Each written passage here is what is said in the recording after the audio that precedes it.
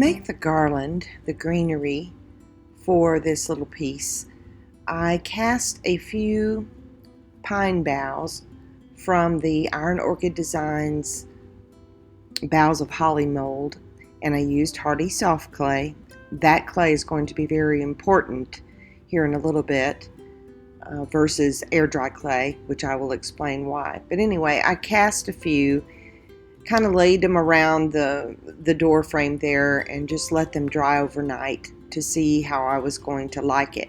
I did like it, so I continued to cast molds. Now, why the hardy soft clay? Well, I've explained before that this particular clay has an elasticity to it, that it doesn't tend to break, and it remains a little bit elastic for a good bit of time, like 2 or 3 days at least. Even later, you can kind of bend it a little bit, which I guess is why it doesn't particularly break.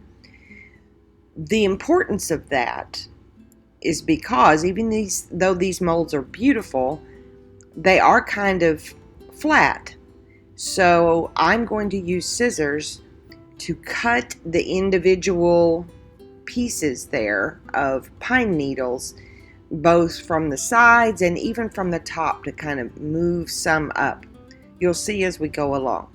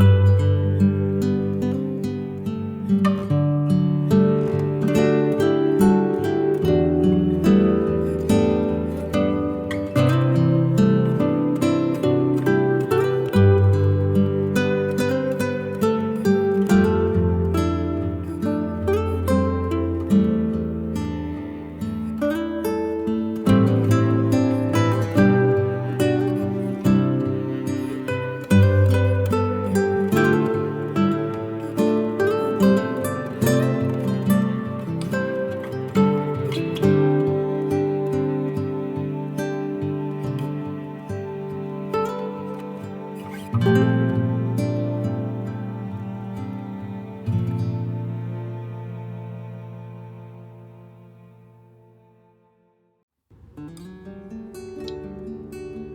had this little faux wreath. I needed something for the door, but again, I did not want to use anything but clay. So using this small little mold that has bells and a little greenery and a bow on it, I thought, well, that looks good. It's a good scale for the door.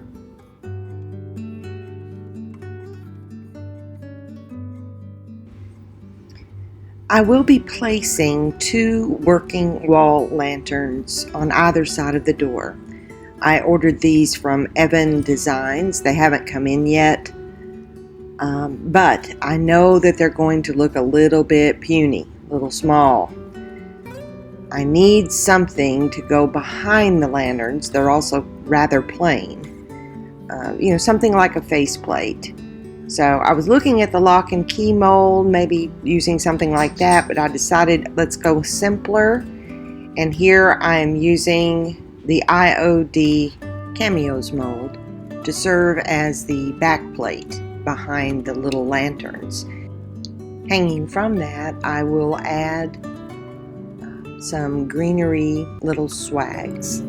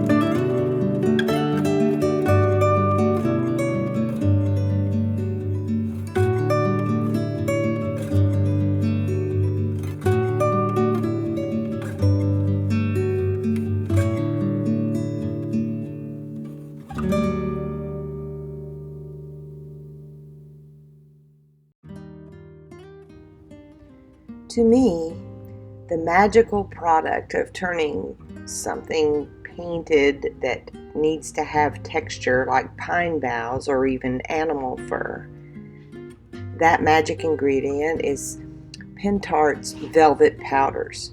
Now, to apply the velvet powders, you have to use an adhesive.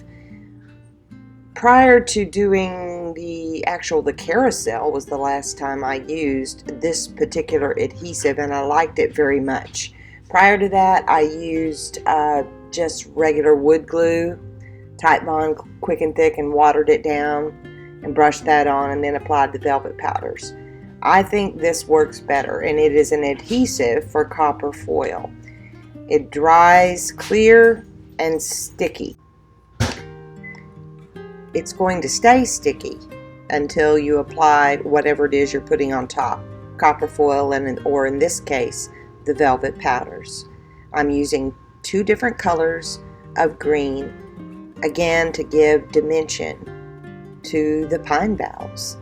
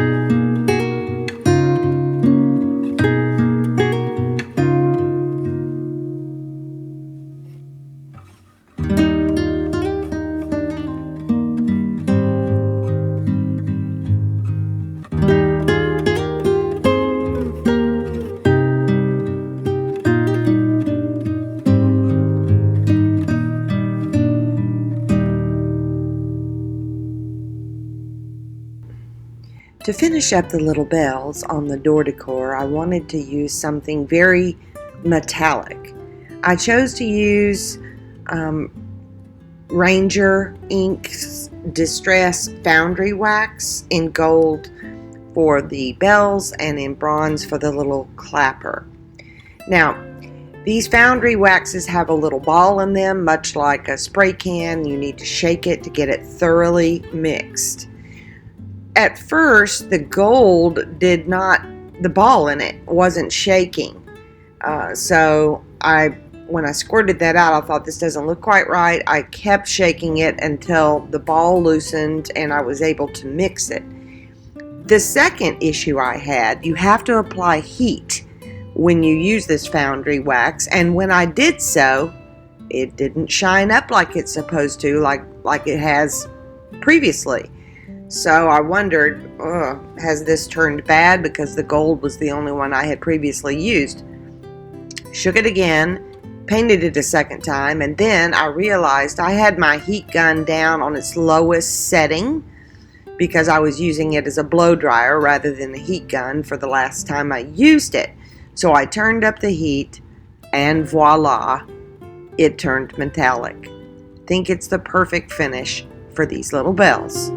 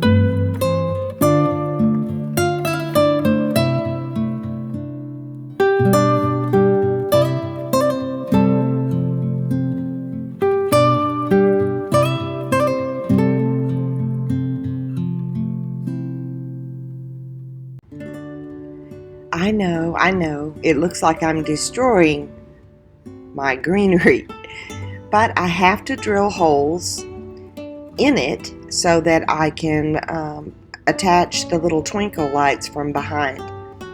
You know, sometimes it's hard to think, okay, what should be the next step? You'll see here, you might notice that I took the red bow off of the top of the garland, and that was so that I wouldn't disturb it or hurt it. It was just easier to carefully take it off. That way I could drill holes behind where the bow is going to go. And also it will allow me, after I finish drilling all these holes, to do touch-up. And I'll probably just use paint and then use the velvet powders on top of the paint. Let the paint be the adhesive. It's very small, the holes are small, so I won't need a whole lot of paint, nor will I need a lot of velvet powder, which is why I'll use the actual container instead of pouring it into that sifter.